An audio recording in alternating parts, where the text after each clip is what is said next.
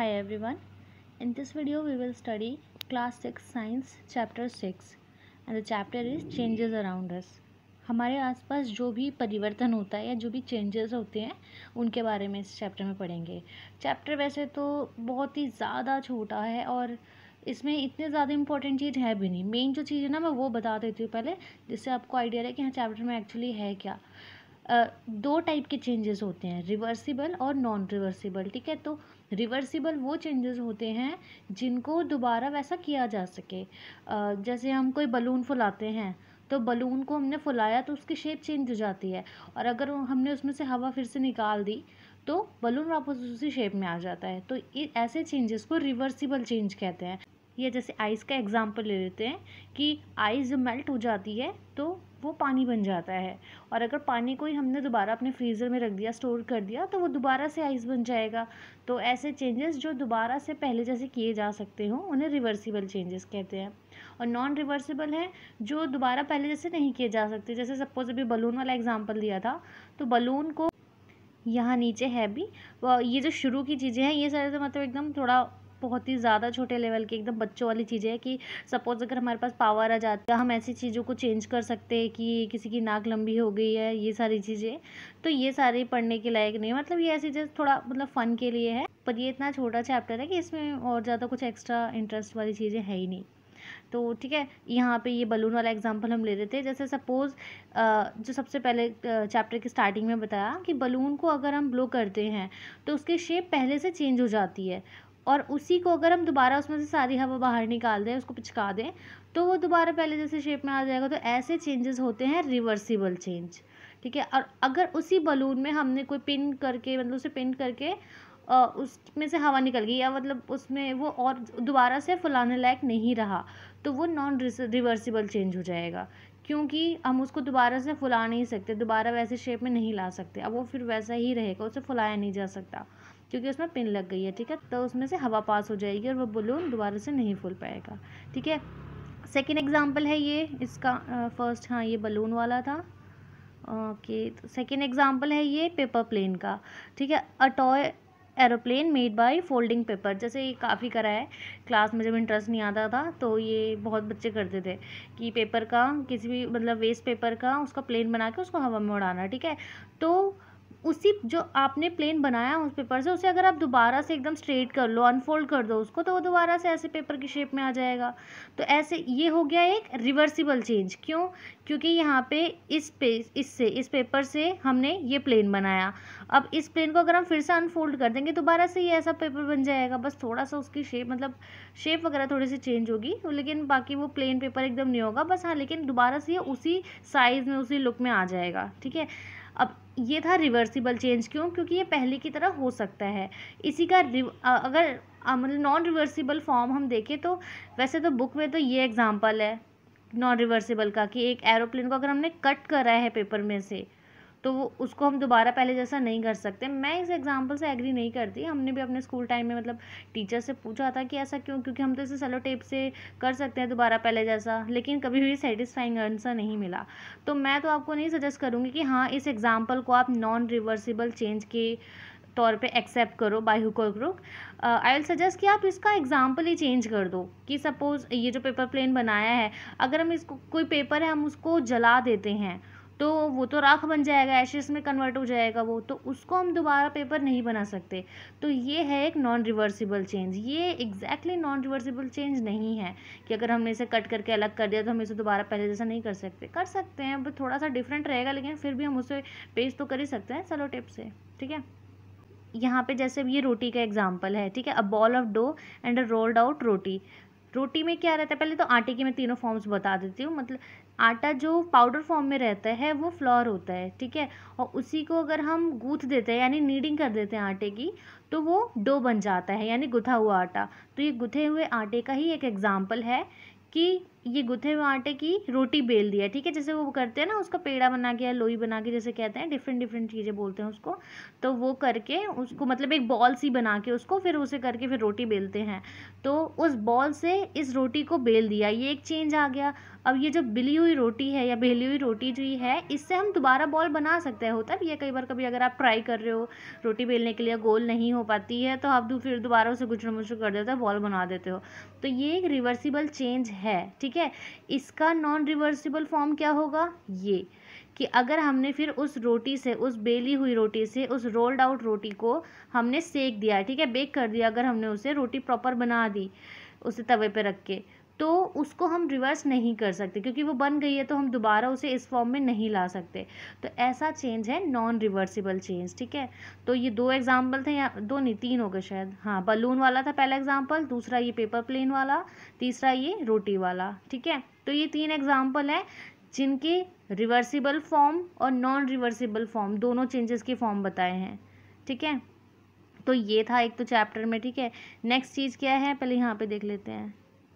हाँ, some common changes के लिए बताया है कि अच्छा, ये सारे ना रिवर्सिबल और नॉन रिवर्सिबल चेंजेस आपको देखने हैं कि कौन सा है, कौन सा मतलब कौन सा रिवर्सिबल है, कौन सा नॉन रिवर्सिबल है, और उसके आगे फिर येस नो अकॉर्डिंगली आपको लिखना है। जैसे बैटर टू इडली है, ठीक है, इडली बैटर जो होता है, जो हम पूरा उसका पेस्ट टाइप बनाते हैं इडली वगैरह बनाने के लिए, तो उससे हम इडली को बनाते हैं। लेकिन क्या हम इडली से वापस बैटर बना सकते हैं, नहीं बना सकते, इडली तो बन गई, तो फिर उससे दोबारा हम बैटर नहीं बना सकते, तो नो लिख देना है इसके आगे।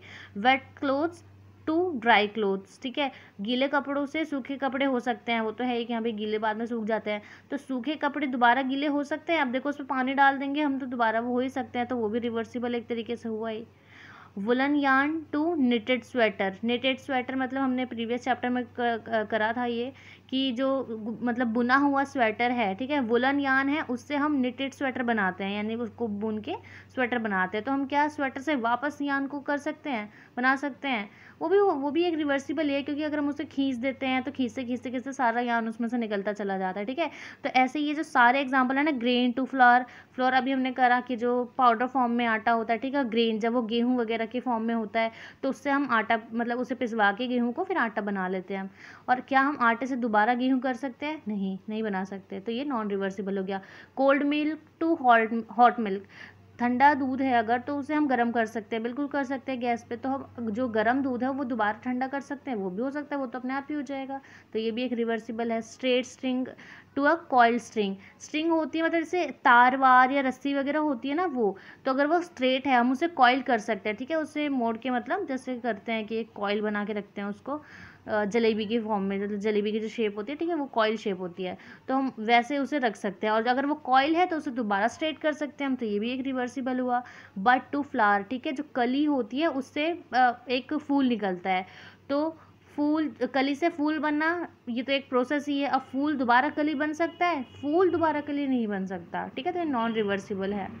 मिल्क टू पनीर, दूध से पनीर बन सकता है, लेकिन पनीर से दूध नहीं बन सकता, ठीक है, तो ये भी नॉन रिवर्सिबल है। Cow dung to biogas, cow dung जो होता है, जो गोबर होता है, उसे बायोगैस में यूज़ करा जाता है, लेकिन बायोगैस से काउ डंग नहीं बन सकता, वो तो काउ ही दे सकती है, ठीक है, तो ये भी एक नॉन रिवर्सिबल है।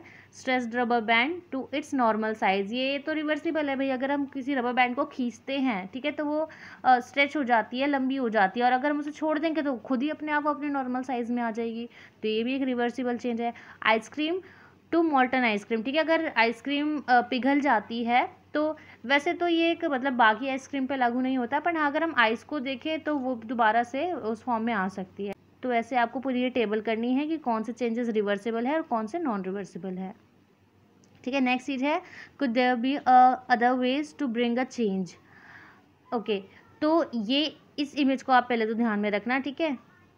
आयरन की यहाँ पे मेन बात है, आयरन जो होता है ना, उसको अगर जब हम हीट करते हैं तो वो एक्सपेंड होता है, और उसको फिर जब वो कूल डाउन होने लगता है अपने आप तो वो कॉन्ट्रैक्ट करता है। अब एक्सपेंड और कॉन्ट्रैक्ट क्या है, एक्सपेंड होता है किसी चीज़ का फैलना, जैसे यहाँ पे ये जो हम औजार बनाते हैं ना, फावड़ा, ये सारी चीज़ें सब कुछ हौ वगैरह, तो इसके लिए क्या करना होता है हमें कि जो आयरन वाला पोर्शन है ये, इसमें लकड़ी को अटैच करना होता है जिससे हम उसे होल्ड कर सकें, तो उसके लिए क्या करते हैं, ये आयरन रिंग बनाई जाती है ये चीज़, और उसमें हमें होल्ड करना होता है, उसको हमें ऐसी शेप देनी होती है जिससे हम इस लकड़ी को उसमें फिक्स कर सके।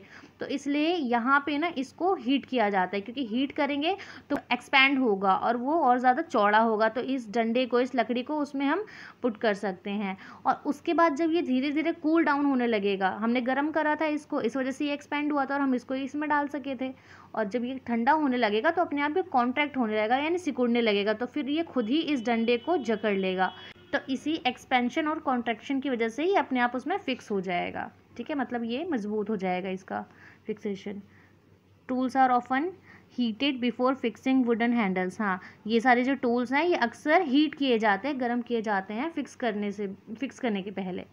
ठीक है, तो ये यही था कि इसको हीट वीट करके, ठीक है, तो मैंने शॉर्ट में इसलिए बताई दी। आयरन, ये मतलब सॉरी, कार्ट व्हील भी ऐसा होता है कि आयरन जो है इसमें इस तरीके से अटैच किया जाता है। ठीक है, एक्सपेंशन और ये कॉन्ट्रैक्शन जो भी पढ़ा है हमने कि उसको गर्म करके फिर वो एक्सपेंड हो जाता है। अब यहाँ पे व्हेन वी हीट, ये इवेपोरेशन के लिए बताया है कि व्हेन वी, अभी जो मैंने ऊपर एग्जांपल दिया था उसका थोड़ा सा अगले लेवल का एग्जांपल है ये। When we heat water in a pan it begins to boil after some time. If we continue to heat further the quantity of water in the pan begins to decrease. जब भी हम पानी को गर्म करते हैं या उबालते हैं तो पानी, मतलब उसकी क्वांटिटी धीरे धीरे, अगर हम वो चीज़ काफ़ी लंबे टाइम तक कर रहे हैं ना तो उसकी क्वांटिटी धीरे धीरे कम होती जाएगी। क्यों? क्योंकि उस जो ऊपर की लेयर का पानी है वो धीरे धीरे वेपर बन के हवा में उड़ जा रहा है। तो इसी चीज़ को इवेपोरेशन कहते हैं, पानी का भाप बन के उड़ जाना हवा में। ठीक है, तो इवेपोरेट होने लगता है वो पानी जो उस पर होता है ज़्यादा देर गर्म करने से। ठीक है, तो इसीलिए जब पानी इवेपोरेट हो रहा है तो वो धीरे धीरे कम होने लगेगा, तो वही चीज़ बोली है कि वो डिक्रीज़ होने लगता है। The water changes into its vapour, यानी कि वो जो वाटर है वो वेपर में बदल जाता है। उसके बाद water vapour gets change into liquid water when it is cooled, और इसी का ऑपोजिट एक काम होता है। ठीक है, जिसे कंडेंसेशन कहते हैं। पानी के जो भाप होती है उसका दोबारा से पानी में कन्वर्ट हो जाना। ठीक है, तो जब वो भाप होती है, जब वो ठंडी हो जाती है तो वो दोबारा से पानी बन जाती है। आपने ये चीज़ देखी होगी कभी कि जैसे कुकर या ऐसी कोई चीज़ होती है, अब जब आप उसे अचानक खोलते हो ना तो उसके ढक्कन पे काफ़ी भाप लगी हुई होती है। उसको आप थोड़ी देर ऐसे ही रख दो तो वो भाप ना दोबारा से पानी बन जाएगी, और आप उसे जब उल्टा करोगे ना ढक्कन को तो आप देखोगे उसमें से पानी गिरेगा जो कि पहले भाप थी। तो ठीक है, इसी चीज़ को कंडेंसेशन कहते हैं। और थर्ड है ice melts when it is heated, और आइस का एग्जांपल दिया है कि आइस भी जो है उसे अगर हम मेल्ट करें तो वो, मतलब सॉरी, हीट करें तो वो मेल्ट हो जाती है, वो पिघल जाती है। हीट क्या, अगर उसे आप ऐसे ही रख दोगे तो खुद ही मेल्ट हो जाएगी बेचारी। ठीक है, तो ये सारी चीज़ें क्या है, चेंजेस हैं हमारे आसपास, जो चेंजेस होते हैं जो हमें करने की ज़रूरत नहीं भी है पर हो जाते हैं, कर भी सकते हैं और अपने आप भी हो जाते हैं, तो ये सारे वो चेंजेस हैं। ठीक है, ओके, ये भी एक्टिविटी है। अब ये कैंडल का है, एक बर्निंग ऑफ अ कैंडल। अगर एक कैंडल हमने जलाई हुई है तो वो जलते जलते बहुत छोटी सी हो जाएगी, तो क्या हम उसको दोबारा उस साइज़ का कर सकते हैं? नहीं कर सकते, क्योंकि वो जलते जलते बहुत छोटी हो गई। सारी जो वैक्स थी उसकी वो तो ख़त्म हो गई ना, क्योंकि वो जल गई। तो ये नॉन रिवर्सिबल चेंज हो गया। अब अगर वैक्स की बात करें, ठीक है, हीटिंग वैक्स, तो अगर हम वैक्स को गर्म कर रहे हैं, मोम को अगर हम गर्म कर रहे हैं तो वो मोम पिघल जाएगी, और अगर वो पिघली हुई मोम है उसे हम दोबारा, मतलब वैसा बना फिक्स वो कर सकते हैं या नहीं, जो वेट होगी या जो लिक्विड फॉर्म में आ जाएगी पिघली हुई मोम, उसे हम दोबारा से थिक सॉलिड बना सकते हैं या नहीं, तो वो भी बन जाती है, वो भी अपने आप बन जाती है। कभी देखा ना, बचपन में बहुत करते थे कि कैंडल को उल्टा करके उसकी मोम को टपकाते थे तो वो अपने आप थोड़ी देर मतलब कुछ ही मिनट्स में वो दोबारा से वैसे बन जाती थी मोम, वो सॉलिड हो जाती थी। ठीक है, तो ये एक रिवर्सिबल चेंज है, हीट को, सॉरी, वैक्स को हीट करना। ओके, ठीक है, यहाँ पे तो चैप्टर ख़त्म ही हो गया ऑलमोस्ट। ठीक है, तो हीटिंग ऑफ वैक्स और बर्निंग ऑफ कैंडल लास्ट वो एक एग्जांपल था। अब यहाँ पे मेन वही है कि जो हमें चेक करना है कि हमें सारे ये जो कीवर्ड्स हैं क्लियर है या नहीं है। तो यहाँ पे हम चेक करेंगे। सबसे पहले है चेंजेस। ठीक है, चेंजेस क्या होते हैं, जो भी चीज़ें बदलती हैं। इसके लिए ना यहाँ पे एक एग्जांपल भी है, मैंने अंडरलाइन करा, ये अ चेंज में occur by heating a substance और by mixing it with some other. ठीक है, तो चेंज कैसे, ये तो एक मतलब साइंटिफिक वो दिया है जो चैप्टर के अकॉर्डिंग चेंज है कि चेंज कब होता है, जब हम हीट करते हैं किसी सब्सटेंस को या उसे मिक्स कर देते हैं किसी अदर सब्सटेंस से। ठीक है, तो ये होता है चेंज। ठीक है, तो चेंज भी क्लियर है। और कॉन्ट्रैक्शन क्या होता है वो भी बताया था कि जब वो सिकुड़ जाता है, हम आयरन को जब हीट करते हैं तो वो एक्सपेंड करता है, और जब वो अपने आप ठंडा हो जाता है तो वो सिकुड़ने लगता है, तो उसी चीज़ को कॉन्ट्रैक्शन बोलते हैं। इवेपोरेशन भी करा था, पानी का भाप बन के उड़ जाना। एक्सपेंशन इसी का ऑपोजिट अभी करा था कि जब हम उसे हीट करते हैं आयरन को तो वो एक्सपेंड होता है, तो वही एक्सपेंशन होता है, उसी को एक्सपेंशन कहते हैं। और मेल्टिंग यानी पिघलना, ठीक है, जो हमने आइस वगैरह के लिए पढ़ा था कि पिघल जाती है वो। तो यहाँ पे पूरा चैप्टर कीवर्ड्स के साथ क्लियर है, तो इसके क्वेश्चन आंसर देखना। ये बहुत ही ज़्यादा छोटा सा चैप्टर था, फटाफट ख़त्म भी हो गया। तो इसके क्वेश्चन आंसर में कोई डाउट आए तो ask me in the comment section. Okay then, so bye bye.